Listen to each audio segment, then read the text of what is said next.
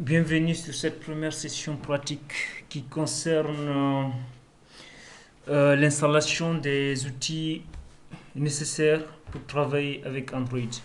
Alors, comme mentionné sur les slides, il existe deux applications. Donc, la première application, c'est Java. D'accord? Vous devez avoir Java dans votre environnement, dans votre système. Donc, vous trouvez Java. Donc, vous n'avez qu'à vous rendre sur votre moteur de recherche préféré. Dans mon cas, c'est Google. Donc ici, vous tapez JDK. JDK signifie Java Development Kit. Ça veut dire quoi? C'est un outil, kit de développement de Java. Alors, vous cliquerez sur le site officiel de Oracle, donc oracle.com.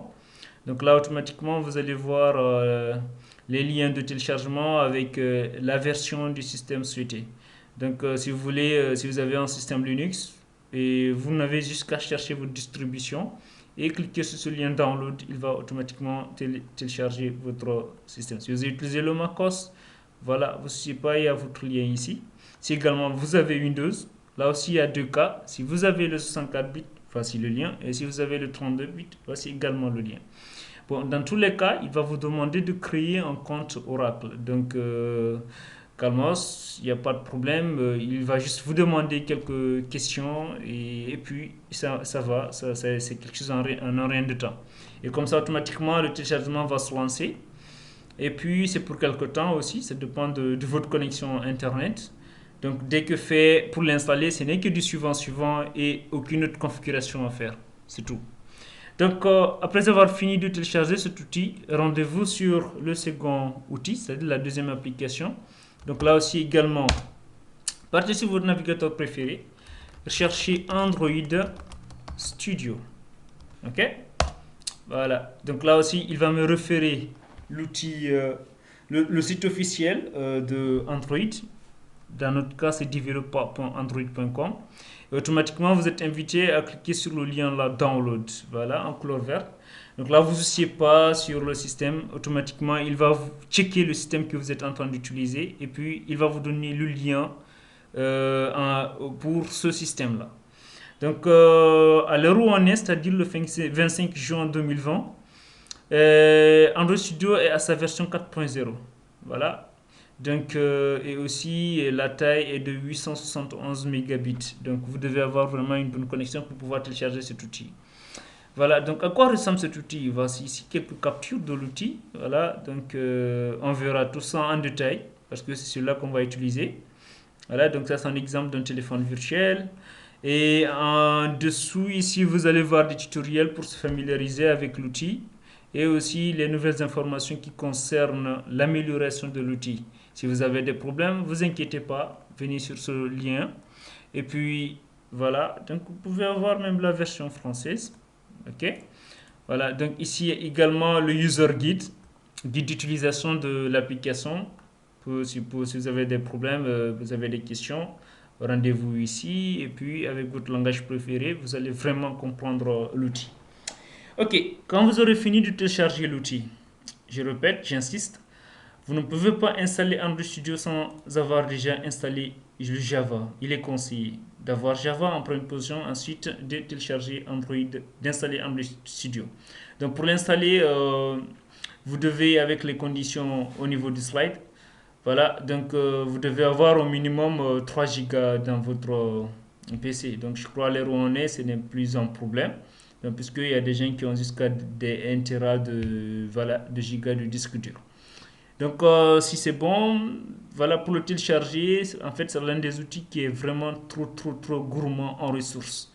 Donc, laissez-lui faire tout seul. Et puis, quand il y a des trucs, vous cliquerez que des suivants. Il va télécharger tout seul. Donc, vous êtes conseillé d'avoir seulement la bonne connexion pour ne pas qu'il y ait des interruptions.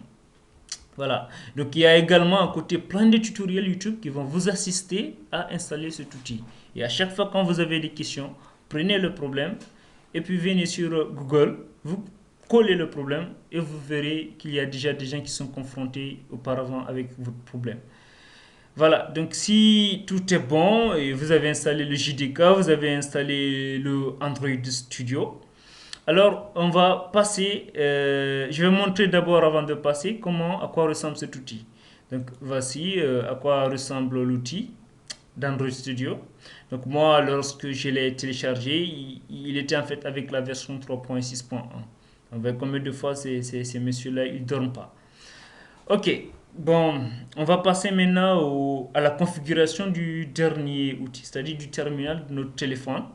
Donc pour la configuration du terminal, donc je vais afficher mon téléphone ici.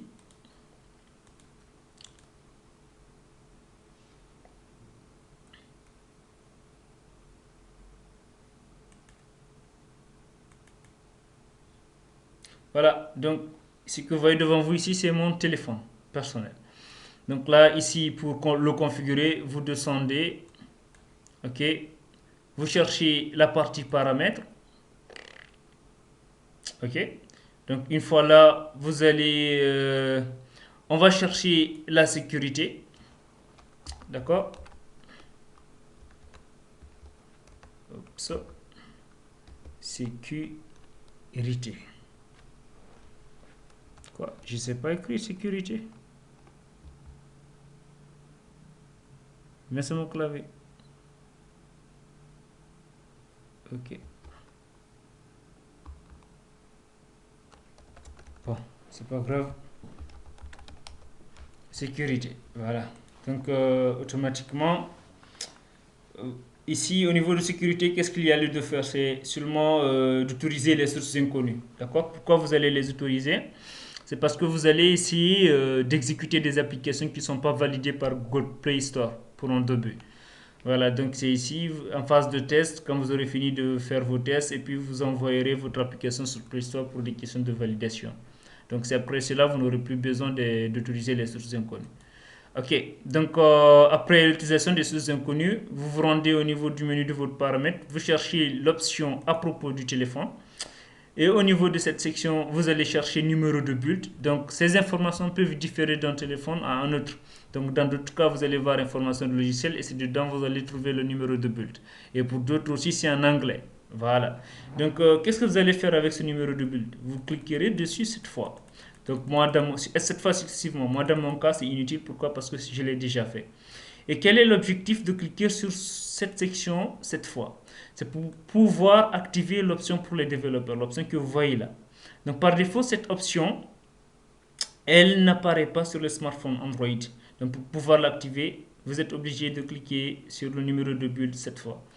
Et ensuite, vous allez vérifier que l'option, elle est activée.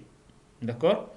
Et ensuite, il reste une dernière chose, vous autoriserez le débogage USB pour pouvoir exécuter vos applications via votre câble USB. Voilà, merci, rendez-vous à la section suivante.